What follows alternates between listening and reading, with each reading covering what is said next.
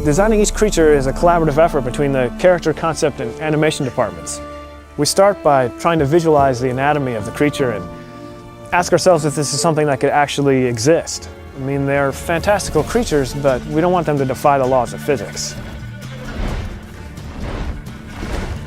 In order to become the best monster hunter, you must first learn how to understand your foes. Books and essays usually give you the information you need, where they can be found, their attack pattern, and what they fear.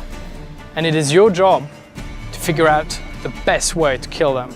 Geralt has a lot of tools available at his disposal for fighting enemies in The Witcher 3. His steel sword, for instance, is used primarily for fighting human opponents, and his silver sword, which he uses for fighting monsters. Geralt can also use a crossbow for fighting ranged or flying foes that are trying to keep their distance from him. Crossbow is also very useful for fighting underwater against swimming monsters, such as the Siren. Harpies are vile feather creatures that fly around you and circle you. Now the only way to deal with them is first to bring them down. And that's where your art spell comes in handy. Sort of compressed air that will bring them down to the ground where you can finish them with your sword. Some monsters in The Witcher 3 can actually swim. These can attack the player while he's in the water and even go as far as attacking his boat. This can be really dangerous for the player if the monster has a natural affinity for water, such as the Drowner. Drowners are creatures that live in swamps and will snatch at anything that comes near their ponds. And these particular creatures absolutely hate fire and they fear it. And that's where your Igni spell, a flame that bursts out of your hand, comes in handy.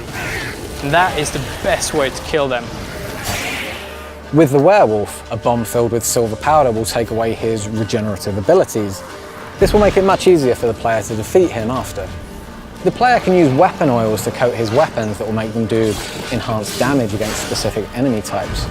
The real trick to using this, though, is to know when and where to use them, and that judgment is left up to the player based on his surrounding environment, the weather, and even territorial marks that other monsters may have left in the area.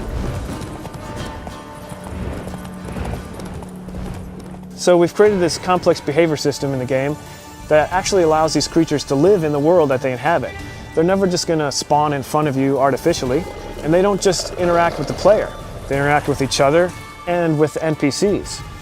We've created a unique ecosystem that includes monsters, animals, and humans, all living together, fighting, trying to survive, and you are merely a spectator. Now it is your choice to interfere with whatever is happening in front of you. But don't forget, every action you take in The Witcher has its own consequences.